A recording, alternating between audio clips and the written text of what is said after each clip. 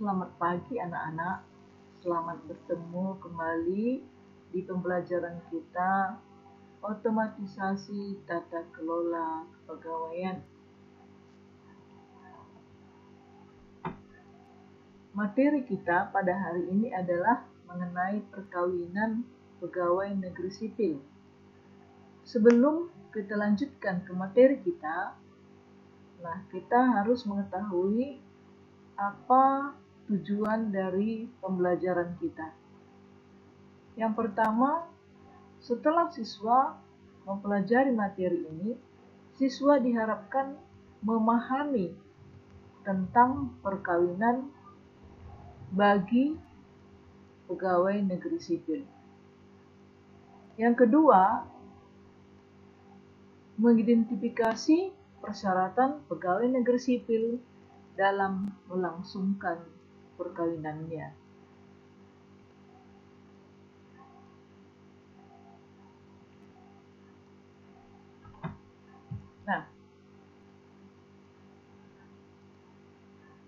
Bagaimana sebenarnya perkawinan pegawai negeri sipil? Pegawai negeri sipil yang melangsungkan pernikahan pertama wajib melaporkan kepada pejabat yang berwenang secara hierarkis selambat-lambatnya 1 tahun. Selambat-lambatnya 1 tahun sejak tanggal perkawinan. Ketentuan tersebut di atas juga berlaku bagi pegawai negeri sipil yang berstatus duda ataupun janda. Jadi bagi yang sudah menikah, harus melaporkan bahwa selambat-lambatnya 1 tahun sejak tanggal perkawinan. Laporan perkawinan dibuat sekurang-kurangnya rangkap 3. Rangkap 3.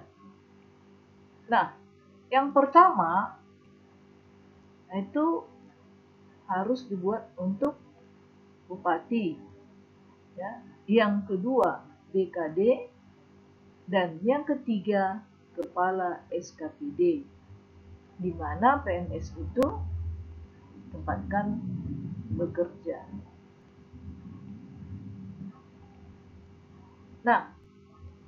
Laporan perkawinan tersebut dilengkapi dengan fotokopi surat nikah.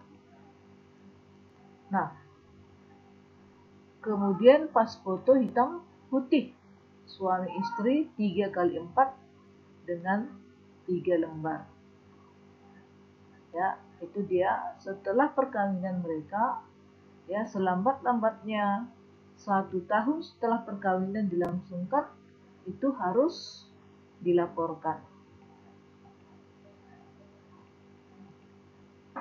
Begitu juga dengan perceraian, bahwa seorang pegawai negeri sipil, apabila dia melaksanakan ataupun melakukan perceraian, dia harus meminta izin atau memperoleh izin dari pejabat yang berwenang agar tidak terkena sanksi, yaitu sesuai dengan Peraturan Pemerintah Nomor 53 Tahun 2010. Jadi undang-undang perkawinan itu harus kita patuhi apabila melakukan suatu perkawinan. Seorang pegawai negeri yang berkedudukan sebagai pegawai negeri dapat menggugat, mengajukan permohonan tertulis untuk melakukan perceraian dan ditandatangani oleh bupati. Itu dia. Sedangkan untuk PNS yang berkedudukan sebagai tergugat, permohonan yang diajukan oleh permohonan surat keterangan untuk melakukan perceraian, surat pemberitahuan atau acara gugat cerai. Apabila permohonan telah selesai diproses, pegawai negeri sipil tersebut akan mendapatkan surat keterangan dan sudah ditandatangani oleh sekretaris. Ya, jadi apabila melakukan suatu perceraian, mereka harus membuat surat izin, ya, dan harus diketahui, ya. Nah, ini DPNS yang akan bercerai telah mendapatkan SK izin ataupun surat keterangan untuk melakukan perceraian. Bukan berarti PNS tersebut telah resmi bercerai dari pasangannya, ya, tetapi itu adalah merupakan suatu persyaratan administrasi. Itu adalah merupakan suatu persyaratan administrasi. Dan harus yang diketahui oleh pengadilan agama atau pengadilan negeri. Ya, jadi ada undang-undang perceraian yang harus dipatuhi. Nah, seorang PNS hanya dapat mengajukan permohonan untuk bercerai apabila, ya, memiliki alasan-alasan yang sah. Misalnya, yang pertama, salah satu pihak berbuat zina. Nah, kalau seseorang itu berbuat zina, ya, nah, bisa dilaporkan untuk gugatan cerai. Yang kedua, salah satu pihak menjadi pemabuk atau penjudi, ya, bisa juga dijadikan suatu alasan untuk bercerai. Nah, salah satu pihak meninggalkan pihak lain selama 2 tahun. Ya, apabila ditinggalkan oleh suaminya, ya, selama 2 tahun tanpa alasan yang sah, ya, ini juga bisa dilakukan suatu perceraian. Nah, berikutnya, salah satu pihak melakukan kekejaman, ya, kekejaman. Nah, ini juga bisa, ya, penganiayaan.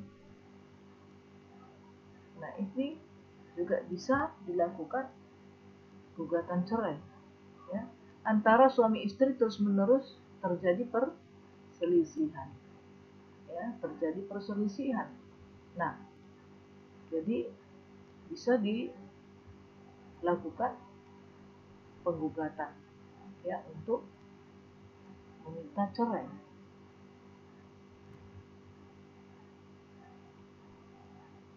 Nah, izin untuk bercerai dapat diberikan oleh pejabat apabila tidak bertentangan dengan ajaran atau agama yang dianut, ya, tidak bertentangan, ya, dengan peraturan agama. Nah, ada alasan-alasan yang sah sesuai peraturan yang berlaku, misalnya, ya, tadi tidak bertentangan dengan peraturan agama, perundang-undangan yang berlaku, alasan perceraian yang dikemukakan tidak bertentangan dengan akal sehat. Ya, sebagai contoh, misalnya tidak sependapat lagi, itu boleh dijadikan satu alasan. Kemudian kekejaman tadi di dalam rumah tangga, KDRT, itu juga bisa dijadikan sebagai alasan untuk melakukan gugatan cerai. Nah, inilah pertemuan kita, materi kita pada hari ini, ya, semoga bermanfaat. Atas perhatian kamu seluruhnya, saya ucapkan terima kasih. Selamat pagi.